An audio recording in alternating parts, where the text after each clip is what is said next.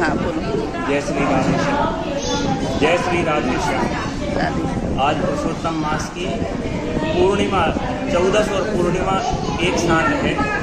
तो आज इस पुरुषोत्तम मास के पावन पर्व में भगवान की पुण्यमयी और भक्ति देने वाली कथा के साथ आज श्री सालग्राम भगवान का सहस्त्रार्चन हुआ है।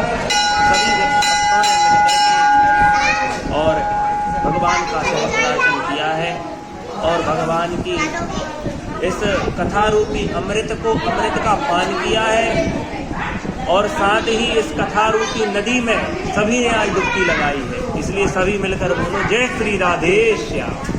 ओम बृहस्पतिये नमः, वासुदेवाय नमः, ओम प्रमेयात्मने नमः, ओम केशवाय नमः, ओम गणध्वजाय नमः, ओम नारायणाय नमः, ओम परस्मै नामने नमः, ओम देवदेवाय नमः, ओम महेश्वराय नमः, ओम चंद्रपाणये नमः, ओम कलापूर्णाय नमः, ओम वेदविद्याय नमः, ओम दयानिधये नमः, ओम भगवते नमः, ओम सर्वभूतेशाय नमः, ओम गोपालाय नमः, ओम सर्वपालकाय नमः, ओम अनंताय नमः, ओम निर्गुणाय नमः, ओम अनंताय नमः, ओम निर्विकल्प ओम धीराय नमः, ओम राधापतये नमः, ओम उदारिये नमः, ओम श्रीपतये नमः,